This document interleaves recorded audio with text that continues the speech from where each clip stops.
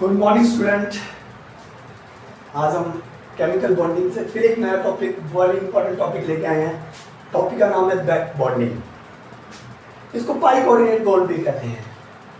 सबसे important back bonding, what is the back bonding? Covalent bond से bonded to adjacent atom, covalent bond से bonded to adjacent atom, जिसमें एक atom के पास लोन पेयर ऑफ इलेक्ट्रॉन होना बहुत जरूरी है। One atom should have at least one lone pair of electron, और नियरेस्ट सेकंड एटम के पास ब्लैंक पी या बी डी ऑर्बिटल होना बहुत जरूरी है। ये तो इसकी कंडीशन इफेक्टिव बैक बॉन्डिंग के लिए। तो बैक बॉन्डिंग क्या हुई? कोवैलेंट बॉन्ड होना चाहिए, नियरेस्ट टू एटम होना चाहिए, एक एटम के पास लोन पेयर ऑफ इलेक्ट्रॉन होना चाहिए, एक एटम के पास ब्लैंक पी या डी ऑर्बिटल होना चाहिए। बैक बॉन्डिंग है क्या? बैक बॉन्डिंग एक्चुअली एक स्पेशल टाइप ऑफ रेजोनेंस है। रेजोनेंस क्यों का? क्योंकि रेजोनेंस में क्या होता है, सिर्फ इलेक्ट्रॉन्स मूव करते हैं। इसमें भी क्या होता है, एक एटम, मॉलिक्यूल्स का एक एटम अपने पास वाले कोवैलेंट बॉन्ड से बॉन्डेड एटम को उसके ब्लैंक ऑर्बिटल में अपने लोन पेयर ऑफ इलेक्ट्रॉन दे देते हैं। इफेक्टिव बैक बॉन्डिंग यानी बैक बॉन्ड हो और इफेक्टिव हो, इसके लिए बहुत इंपॉर्टेंट प्रॉपर्टी है कि एक एलिमेंट, एटलीस्ट एक एलिमेंट सेकेंड पीरियड से बिलोंग करना चाहिए। बोरोन, अगर बोरोन ले रहे हो तो उसके पास ब्लैंक ऑर्बिटल मिलेगा, बोरोन फैमिली का मिलेगा। कार्बन फैमिली में नहीं होगा, कार्बन फैमिली में ना लोन पेयर होता है ना ब्लैंक ऑर्बिटल होता है। नीचे आएंगे तो डी होता है, और भी उसकी बात बाद में करेंगे। जैसे सिलिकॉन है, वो ब्लैंक ऑर्बिटल के काम आएगा, बिल्कुल वो भी काम आ जाएगा। फिर आपका नाइट्रोजन, ऑक्सीजन, फ्लोरीन फैमिली है, इनके पास लोन पेयर ऑफ इलेक्ट्रॉन्स होते हैं। एक सेकंड पीरियड का होना बहुत जरूरी है। अब हम बात करते हैं back bonding. Pi coordinate bond और सिग्मा कोऑर्डिनेट बॉन्ड के बीच में थोड़ा सा डिफरेंस देख लेते हैं। सिग्मा कोऑर्डिनेट बॉन्ड क्या होता है? उसमें एक एटम है, उसके सेंट्रल एटम के पास लोन पेयर ऑफ इलेक्ट्रॉन है, वो किसी दूसरी स्पीसीज को अपने लोन पेयर ऑफ इलेक्ट्रॉन देकर एक नया बॉन्ड बनाता है। For example NH3 ammonia, nitrogen के पास एक loan pair of electron present है। जब ये नए स्पीसीज H+ यानी हाइड्रोजन के पास एक भी इलेक्ट्रॉन नहीं है, एक ब्लैंक ऑर्बिटल है, इसको जब अपने लोन पेयर ऑफ इलेक्ट्रॉन देता है इसके ब्लैंक बॉक्स में, इसके ब्लैंक बॉक्स में जब अपने लोन पेयर ऑफ इलेक्ट्रॉन देता है, ये जो बॉन्ड बनता है ये सिग्मा कोऑर्डिनेट बॉन्ड है।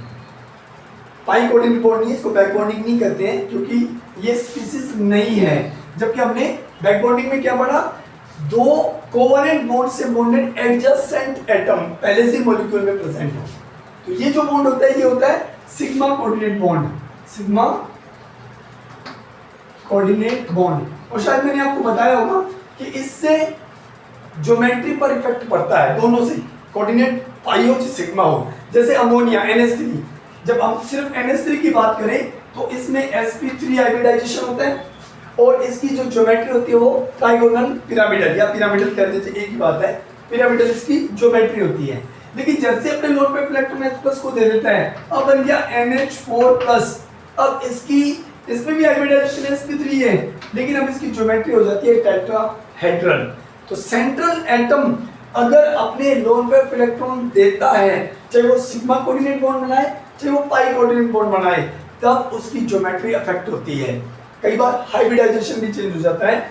इससे क्या होता है, इन दोनों से क्या होता है, बॉन्ड ऑर्डर इंक्रीज हो जाता है, बॉन्ड लेंथ डिक्रीज हो जाता है, बॉन्ड एनर्जी इंक्रीज हो जाती है, और बॉन्ड एंगल पर भी इफेक्ट पड़ता है। तो हम सिग्मा कोऑर्डिनेट बॉन्ड की बात नहीं करेंगे, हम बात करेंगे पाई कोऑर्डिनेट बॉन्ड, क्योंकि पाई कोऑर्डिनेट बॉन्ड को बैक बॉन्डिंग कहते हैं। जो ऑर्गेनिक केमिस्ट्री में बहुत इंपॉर्टेंट टॉपिक है, जब आप ऑर्गेनिक केमिस्ट्री स्विच करोगे तो इससे हम क्वेश्चन करवाएंगे। चलिए आगे देखते हैं। बैक बॉन्डिंग को शुरू करते हैं हम BF3 से। BF3 एक एग्जांपल लेते हैं और बैक बॉन्डिंग को स्टार्ट करते हैं। बोरोन और 3 फ्लोरीन, बोरोन फैमिली के पास 3 अनपेयर्ड इलेक्ट्रॉन होते हैं, तो 3 बॉन्ड बना सकता है। बोरोन 5 1s2 2s2 2p1, और जब एक्साइड स्टेट में आता है, ये इनरमोस्ट सेल है, इसके इलेक्ट्रॉन रिक्वायर्ड नहीं है, ये 2px1 2py1 और 2pz 0, ये इलेक्ट्रॉन यहाँ से किस में आ जाएगा 2p वाइनर में। sp2 हाइब्रिडाइजेशन होता है, कौन सा हाइब्रिडाइजेशन होता है sp2, 3 नए हाइब्रिड ऑर्बिटल बनते हैं जो 3 फ्लोराइड के pz ऑर्बिटल से ओवरलैपिंग करके क्या करते हैं सिग्मा बॉन्ड बनाते हैं। तो ये बोलोन हुआ आपका, एक हाइब्रिड ऑर्बिटल ये रहा, एक हाइब्रिड ऑर्बिटल ये रहा, एक हाइब्रिड ऑर्बिटल ये रहा, और क्या बनाएंगे 3 फ्लोरीन के साथ, ये फ्लोरीन है इसके साथ ओवरलैपिंग होगी, फ्लोरीन का अनहाइब्रिड या प्योर ऑर्बिटल वाला ऑर्बिट, 3 सिग्मा बॉन्ड बन गए, ये नॉर्मल है, सिग्मा सिग्मा सिग्मा, ये 3 सिग्मा बॉन्ड बन गए। अब यहाँ देखिए pz ब्लैंक है, बोरोन के पास एक ब्लैंक ऑर्बिटल है, और जबकि तीनों फ्लोरीन के पास, फ्लोरीन फैमिली के पास 3 लॉन पेयर ऑफ इलेक्ट्रॉन होते हैं, तीनों फ्लोरीन के पास 1 2 3, 1 2 और 3, 1 2 और 3 लॉन पेयर इलेक्ट्रॉन है। अब कोई भी फ्लोरीन अपने लॉन पेयर इलेक्ट्रॉन इसको देगा, देखो सिग्मा को कोवैलेंट बॉन्ड से बॉन्डेड है तीनों, इसके पास ब्लैक ऑर्बिटल है, इसके पास लॉन पेयर इलेक्ट्रॉन है, तो ये इसको देगा और बैक बॉन्डिंग करेगा। ऐसे से ये भी दे सकता है और से ये भी दे सकते हैं, कोई भी फ्लोरीन अपने इलेक्ट्रॉन्स को दे देती है। तो फिर कैसे लिखेंगे इसको बी एफ, तो रेजोनेटिंग स्ट्रक्चर इसकी क्या हो जाएगी एफ। बॉन्ड ऑर्डर कुछ अमाउंट में इंक्रीज हो जाता है, ठीक है। यहां पर सेंट्रल एटम के पास ब्लैंक ऑर्बिटल था, p ऑर्बिटल था ब्लैंक, अगर सेंट्रल एटम के पास लोन पेयर इलेक्ट्रॉन है वो देते हैं तो ज्योमेट्री भी चेंज हो जाती है। ओके, जो लोन पेयर इलेक्ट्रॉन अभी और हाइब्रिड ऑर्बिटल में पड़े थे लेकिन वो किसी काम नहीं आ रहे थे, अब जब वो पास के नियरेस्ट एटम को के ब्लैंक ऑर्बिटल में देते हैं तो वो हाइब्रिडाइजेशन में पार्टिसिपेट कर लेते हैं, तो ज्योमेट्री चेंज हो जाती है। जैसे अभी हम NH4+ में NH3 के अंदर सिग्मा कोऑर्डिनेट बॉन्ड में देखा था, पाई कोऑर्डिनेट बॉन्ड में भी ऐसे ही होता है। ये क्या BF3 का आपका एग्जांपल। ओके, अब कुछ कंपैरिजन करते हैं। जैसे अगर पूछा जाए OF2, क्या इसमें बैक बॉन्डिंग होती है इस मॉलिक्यूल में? बैक बॉन्ड नहीं हो सकती। रीजन, इसमें बैक बॉन्डिंग प्रेजेंट नहीं है। रीजन, दोनों एटम, सेंट्रल एटम और सराउंडिंग एटम दोनों सेकंड पीरियड के हैं, दोनों के पास लॉन पेयर इलेक्ट्रॉन है, दोनों के पास ब्लैंक ऑर्बिटल नहीं है, तो बैक बॉन्डिंग नहीं हो सकती।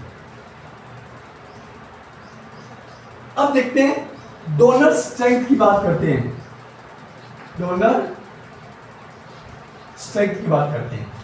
आप कहोगे सर कार्बन से शुरू करते हैं, बोरोन के पास तो ब्लैंक ऑर्बिटल होता है, क्या कार्बन के पास लॉन पेयर इलेक्ट्रॉन होता है? पिछले लेक्चर में जाके देखिए, मैंने आपको जब कार्बन मोनोऑक्साइड की लेवाइड स्ट्रक्चर और उसका फॉर्मल चार्ज बताया था, तब बताया था CO में कार्बन के पास एक लोन पेयर इलेक्ट्रॉन होता है, कार्बन के पास माइनस और ऑक्सीजन के पास प्लस होता है। कार्बन भी अपने लोन पेयर इलेक्ट्रॉन दे सकता है, ये भी अपने लोन पेयर। तो अगर डोनर स्ट्रेंथ की बात की जाए तो कैसे करेंगे? CNOF, यहाँ पर इलेक्ट्रोनेगेटिविटी देखी जाएगी पीरियड के अंदर, सेकंड पीरियड के अंदर इलेक्ट्रोनेगेटिविटी देखी जाएगी। जिसकी इलेक्ट्रोनेगेटिविटी ज्यादा वो नहीं देगा, अपने इलेक्ट्रॉन रखेगा, दूसरा कहेगा मेरी इलेक्ट्रोनेगेटिविटी कम है, आप ले लीजिए। तो ऑर्डर रहेगा ये डोनेशन का, इलेक्ट्रॉन पेयर को डोनेशन का ऑर्डर ये रहेगा। लेकिन अगर हम हैलोजन ग्रुप की बात करें तो फ्लोरीन, ब्रोमीन और आयोडीन, इसमें ये ऑर्डर रहेगा। इस ग्रुप में ऑर्डर ये रहेगा, क्या देखा जाएगा? साइज देखा जाएगा, साइज। अब फ्लोरीन का साइज छोटा है और इलेक्ट्रॉन जल्दी दे देगा, आयोडीन नहीं देगा। आपका रीजन क्या है? अब इसको एक छोटे से एग्जांपल से समझते हैं। एक इतना सा पीस है, एक इतना बड़ा पीस है। आपके पास 10 रुपए का टमाटो केचप है, दो। अब दोनों पे डालिए, किस पर ज्यादा दिखाई देगा?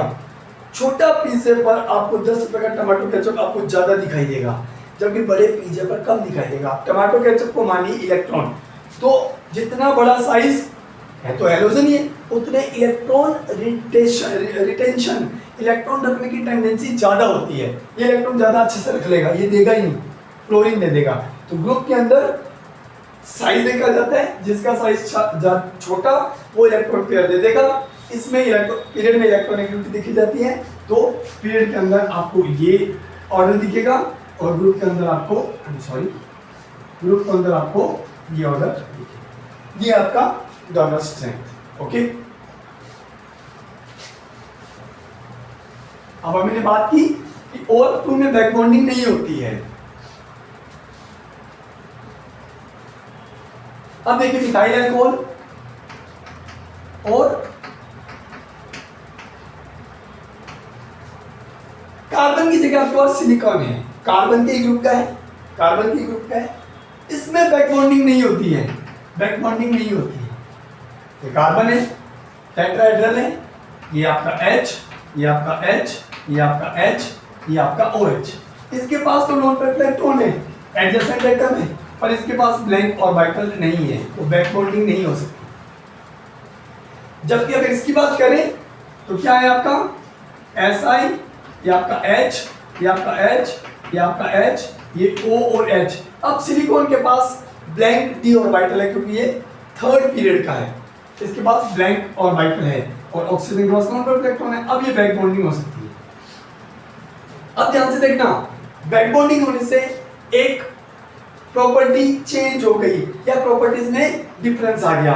अब मिथाइल अल्कोहल की बात करें, मिथाइल अल्कोहल में बैक बॉन्डिंग नहीं थी, तो ऑक्सीजन के पास non pair electron as it is है, एज इट इज है, तो ये हाइड्रोजन एज ए प्रोटॉन नहीं निकलेगा, तो methyl alcohol is not a acidic compound.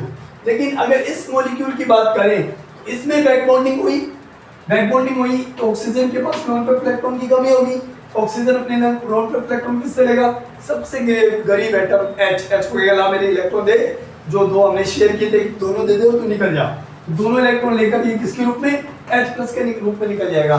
तो अगर बैक बॉन्डिंग के अकॉर्डिंगली एसिडिक स्ट्रेंथ आपसे पूछा जाए तो एसिडिक स्ट्रेंथ किसका जाता है, SiS3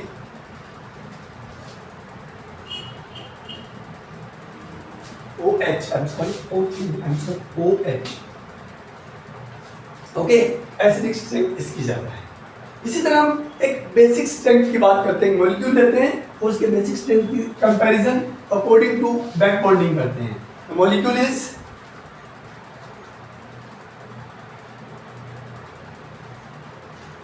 CH3 की होल थ्राइस N और SiH3 की whole thrice N। Trimethyl ammonia, ये ट्राइसिलेट अमोनिया। अब देखिए नाइट्रोजन दोनों के पास नॉन पेयर इलेक्ट्रॉन प्रेजेंट हैं, ओके, बट कार्बन के पास ब्लैंक ऑर्बिटल नहीं है, P नहीं है, D तोड़ने का मतलब ही नहीं, क्योंकि ये सेकंड पीरियड का है, इसलिए इसमें बैक बॉन्डिंग नहीं हो सकती। बैक बॉन्डिंग नहीं हो सकती तो इस नाइट्रोजन की हाइब्रिडाइजेशन तो sp3 है, लेकिन इसकी ज्योमेट्री क्या है, पिरामिडल, और इसका बॉन्ड ऑर्डर अप्रोक्सीमेट कितना है, याद है, approximate 107 degree. Lone pair electron का according to the BSEPRT lone pair bond पे रिपल्शन होता है, बॉन्ड एंगल थोड़ा सा 109.5 से कम हो जाता है। लेकिन अगर इस मॉलिक्यूल की बात करें तो इसमें नाइट्रोजन का लोन पेयर सिलिकॉन के ब्लैंक डी ऑर्बिटल में चला जाता है, बैक बॉन्डिंग होती है, बैक बॉन्डिंग होती है और नाइट्रोजन के लोन पेयर काम में आ जाते हैं। अब ध्यान से देखना, इसमें बैक बॉन्डिंग प्रेजेंट है, बैक बॉन्डिंग प्रेजेंट है, नंबर 1। नंबर 2, इसमें भी sp3 हाइब्रिडाइजेशन है, लेकिन अब क्या हुआ, नाइट्रोजन की जो ज्योमेट्री है वो अब क्या हो गई, टेट्राहेड्रल, बॉन्ड एंगल चेंज हो गया। आपकी बात कितना हुआ, 109.5, 109 डिग्री 28 मिनट, ठीक है, आधा डिग्री का 1 मिनट होता है, ये लगभग 28 मिनट का होता है, 30 मिनट का आधा डिग्री 30 मिनट, ओके। अब देखिए यहां से आपको पता लगा कि नाइट्रोजन ने लोन पेयर बैक बॉन्डिंग में पार्टिसिपेट किया। अब एक बात आती है बेसिक स्ट्रेंथ, कौन सी, Lewis basic strength. Lewis base कौन होते हैं, जो लोन पेयर इलेक्ट्रॉन देने की टेंडेंसी रखते हैं। अब ये नाइट्रोजन इजीली दे देगा, इसके लोन पेयर तो काम आ गई बैक बॉन्डिंग में, तो बेसिक स्ट्रेंथ किसकी ज्यादा हुई, इसकी बेसिक स्ट्रेंथ जानते हैं। तो ये हमारा बैक बॉन्डिंग का टॉपिक है। इनऑर्गेनिक केमिस्ट्री में इतना ही आता है। कई मॉलिक्यूल्स गिवन होते हैं और उसके अकॉर्डिंगली क्वेश्चन पूछे जाते हैं, जैसे एसिडिक स्ट्रेंथ हुआ, हाइब्रिडाइजेशन पूछ लेते हैं, बेसिक स्ट्रेंथ पूछ लेते हैं, बैक बॉन्डिंग किसमें इफेक्टिव है किसमें नहीं है, बॉन्ड स्ट्रेंथ पूछ लेते हैं, किसकी बॉन्ड स्ट्रेंथ ज़्यादा है, जैसे BF3 और BF4- किसकी बॉन्ड स्ट्रेंथ ज़्यादा है, बॉन्ड ऑर्डर किसका ज़्यादा है, इसमें बैक बॉन्डिंग परसेंटेज की ज़्यादा है, इसमें बैक बॉन्डिंग नहीं हो सकती। क्यों? बोरोन ने अपने लोन पर इलेक्ट्रॉन पहले ही लेकर एक मॉलिक्यूल बना लिया, जैसे BF3 इसको देकर F- से इसने लिया और BF4- बन गया, ये पहले से ही हुआ है ना। तो ये बैक बॉन्डिंग नहीं है, ये सिग्मा कोऑर्डिनेट बॉन्ड है, जबकि pi coordinate bond back bonding इसमें होती है, तो इसका बॉन्ड स्ट्रेंथ ज़्यादा होता है। तो ये आज का टॉपिक था बैक बॉन्डिंग। नेक्स्ट टाइम नए टॉपिक के साथ मिलेंगे, तब तक के लिए पढ़ते रहिए, मस्त रहिए। Thank you very much.